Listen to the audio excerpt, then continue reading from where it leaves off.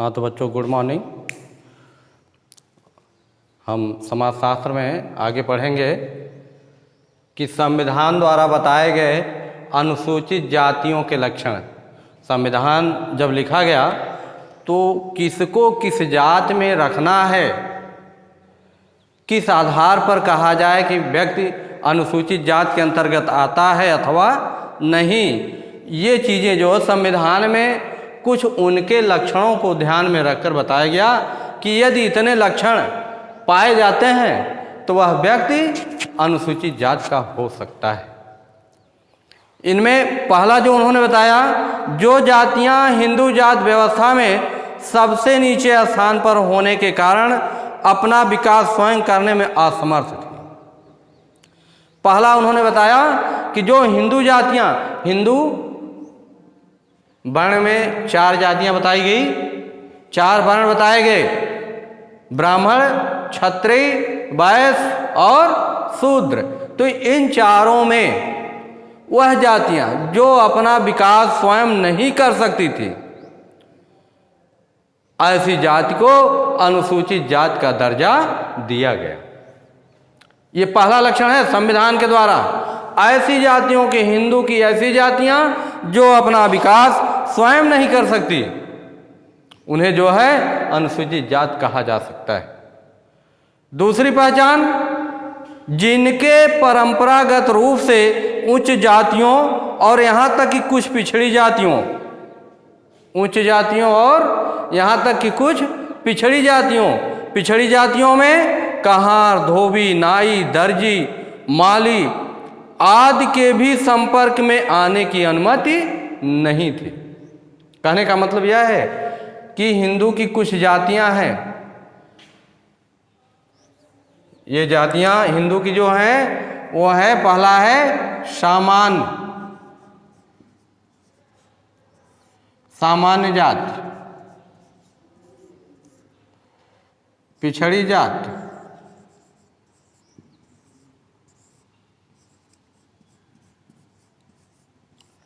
और अनुसूचित।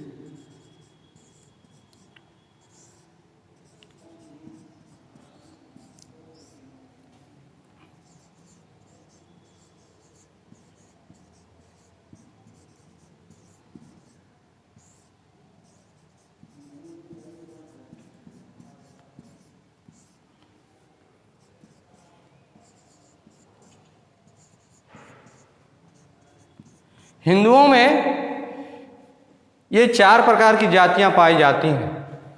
पहला है सामान्य जात। सामान्य जात के अंतर्गत ब्राह्मण,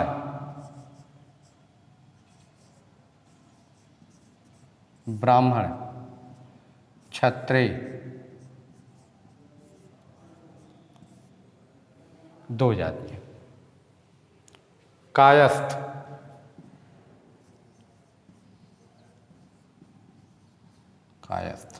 ये जातियां जो हैं आदि।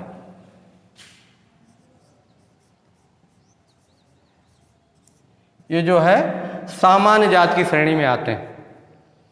दूसरी जातियां पिछड़ी जातियां हैं। इसमें अहिर,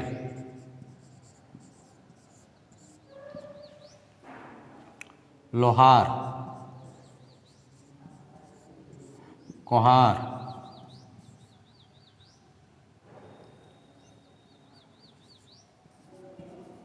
कुम्हार,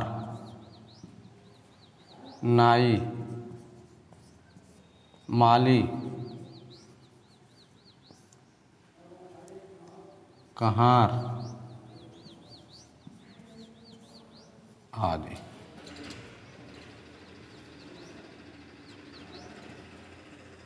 और अनुसूचित जातियों में चमार, धोबी, पासी, खटिक आदि। जनजाति में बनवासी, बंजारा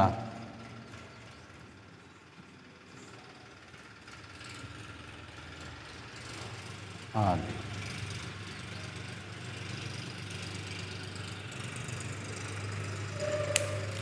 ये अनुसूचित, कुछ अनुसूचित जातियां हिंदू वर्ण में हैं, जिनमें चमार, धोबी, पासी, खटेक आदि जातियां आती हैं।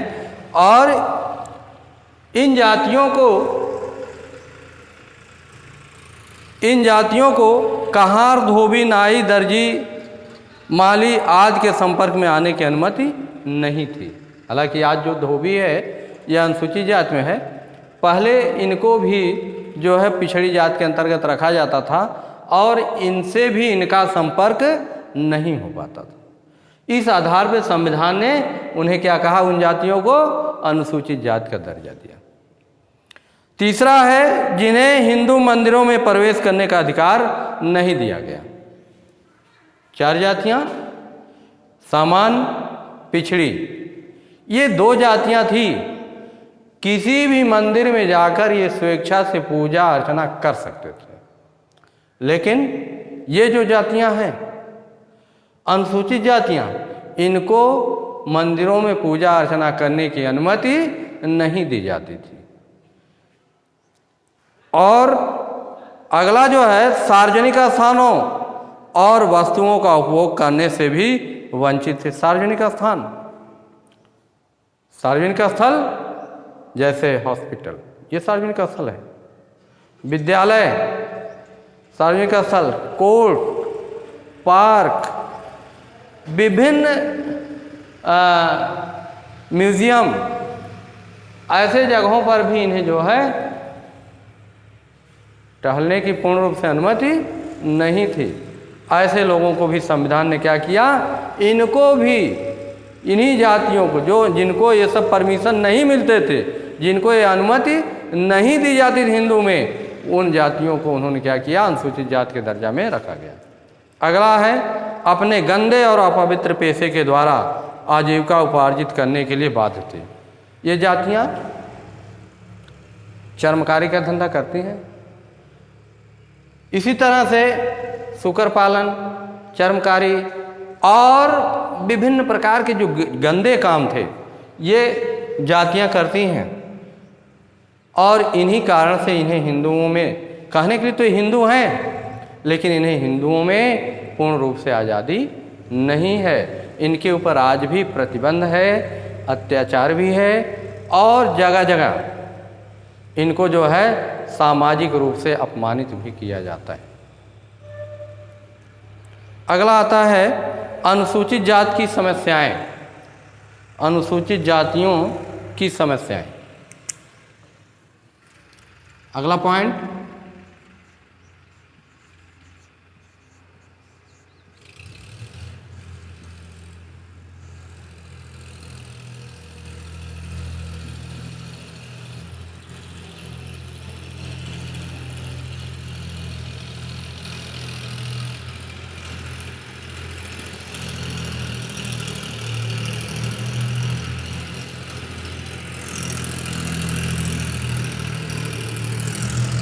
अनुसूचित जातियों की समस्याएं आज कानून के द्वारा अस्पृश्यता का अंत हो चुका है। अस्पृश्यता अर्थात छुआछूत, कानून ने क्या किया, इसका अंत कर दिया, खत्म कर दिया कि कोई छुआछूत नहीं है, ना कोई छोटा है जात में, ना कोई बड़ा है, सभी लोग समान है, संविधान में दिखा दिया गया। और इसके बाद भी यह सच है कि धर्म की आड़ में फलने फूलने वाली समस्याओं की उन्हें इतनी गहरी हो जाती है कि उन्हें पूरी तरह नष्ट करने में काफ़ी समय लगता है। आज भी धार्मिक रूप से इन्हें पूर्ण आज़ादी नहीं है।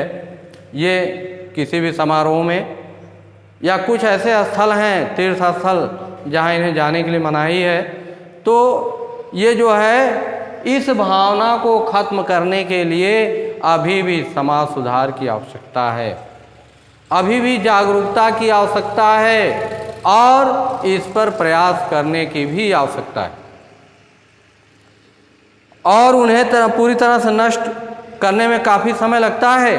यही कारण है कि प्रत्यक्ष या अप्रत्यक्ष रूप से अनुसूचित जातियों की समस्या आज भी काफ़ी गंभीर है। प्रत्यक्ष हो अथवा अप्रत्यक्ष रूप से ये इनकी समस्याएं आज भी गंभीर है और इस गंभीर समस्याओं को दो भागों में विभाजित किया जा सकता है। इन गंभीर समस्याओं को दो भागों में विभाजित किया जा सकता है। नंबर 1 है परंपरागत समस्याएं और नंबर 2 जो है वर्तमान समस्याएं। नंबर 1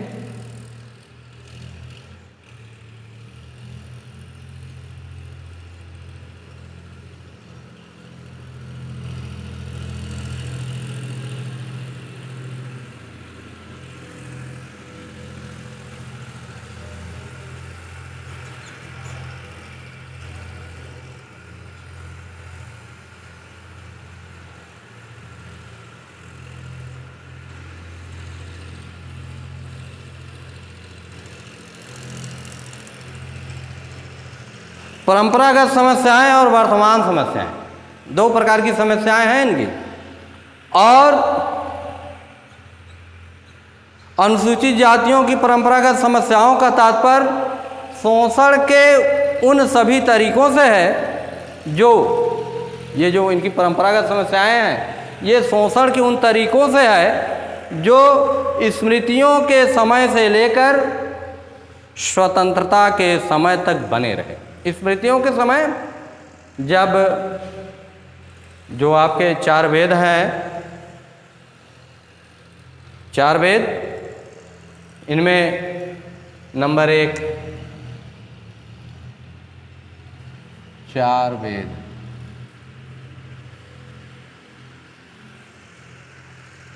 चार वेद नंबर 1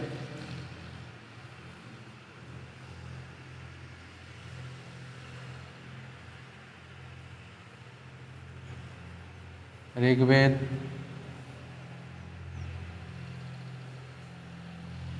सामवेद,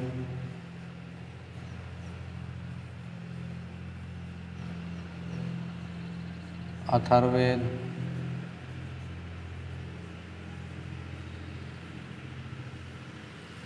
ऋग्वेद, सामवेद, अथर्ववेद और यजुर्वेद।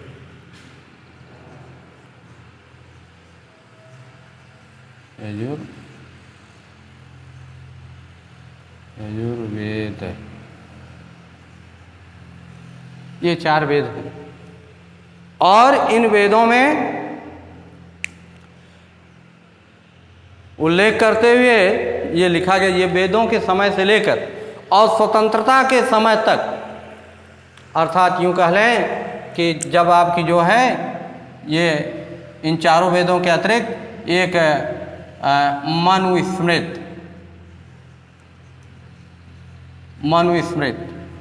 मनुस्मृत से लेकर स्वतंत्रता के समय तक, अर्थात 15 अगस्त 1947 तक, 1947 तक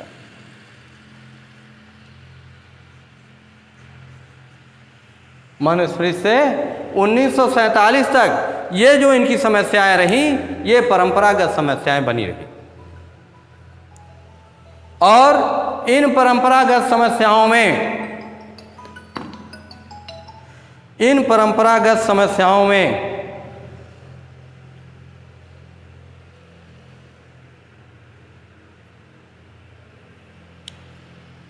इनका निराकरण नहीं हुआ। इनका उस समय खूब शोषण, शारीरिक, मानसिक, आर्थिक, सामाजिक, धार्मिक खूब शोषण किया गया। इन्हें विभिन्न प्रकार की यातनाएं भी दी जाने लगी थी इस समय। और इसी के संदर्भ को उल्लेख करते हुए पणिक्कर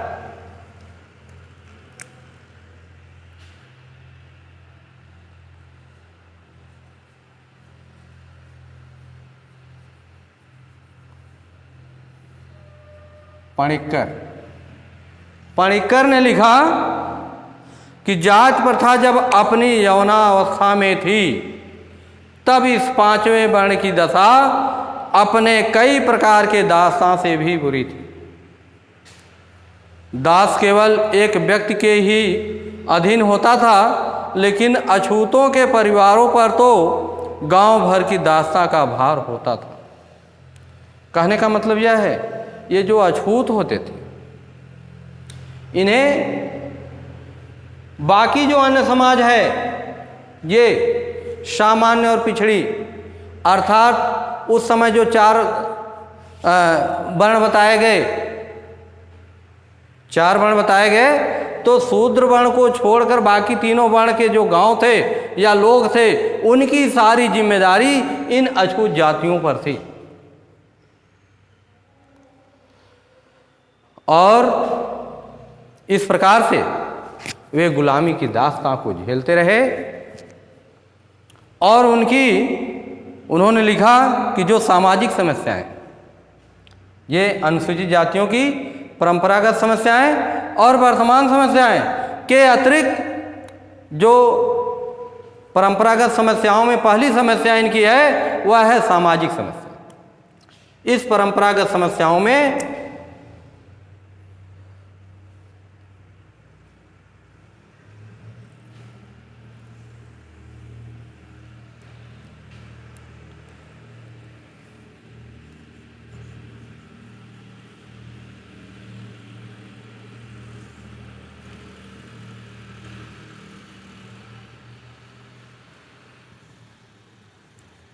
इनकी परंपरागत समस्याओं में जो पहली समस्या थी वह थी सामाजिक समस्या।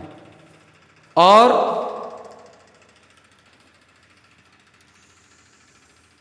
नंबर 1,